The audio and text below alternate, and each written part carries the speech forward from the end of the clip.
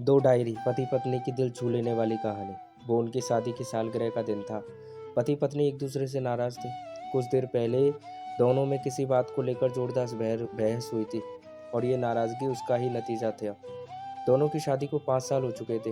इन 5 सालों में उनका प्यार धुंधला पड़ने लगा था। प्यार की जगह शिकायतों ने ले ली थी। दोनों ये बात अच्छी तरह जानते थे और चाहते थे कि उनके रिश्ते में वो पहली वाली बात आ जाए, लेकिन लाख कोशिशों के बावजूद उनके रिश्ते में खटास बढ़ती जा रही थी। उस समय पति बालकनी में खामोश खड़ा था। पत्नी उसके पास आई और उसे एक डायरी देते हुए बोली, मैं इन रोज रोज के झगड़ों से तंग आ चुकी हूँ। जरूर हम दोनों में कुछ कमियां हैं जिन्हें हमें दूर करना होगा, तभी हमारा रिश्ता बच पाएगा। मैं चाहती हूँ कि अगले 1 साल में तुम्हें मुझसे जो भी कमियां दिखाई पड़े वो तुम इस डायरी में लिख देना। मैंने अपने लिए भी एक ऐसी डायरी ले ली है जिससे मैं तुम्हारी कमियां लिख करूँगी। अगले साल अपनी शादी की सालगिरह के दिन हम एक दूसरे की डायरी पढ़ेंगे और उसमें जो भी कमियां लिखी होंगी उस पर चर्चा करेंगे और उन्हें सुधारने की कोशिश करेंगे। पति पत्नी तैयार हो गया। वक्त गुजरता गया और 1 साल बीत गया।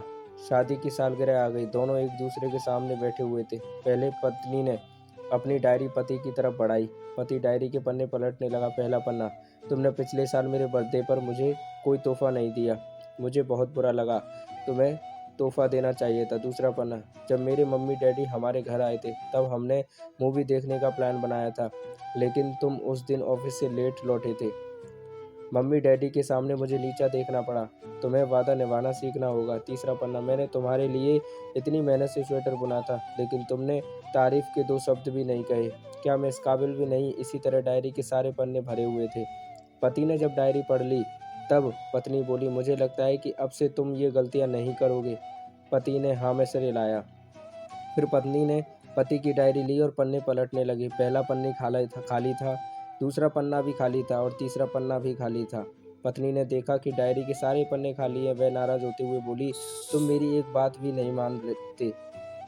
मैंने साल भर कितनी मेहनत से पूरी डायरी लिखी और तुम एक पन्ना भी नहीं लिख सके। पत्नी ने कहा, आखिर पन्ना खोलो, उस पर मैंने सब कुछ लिख दिया है।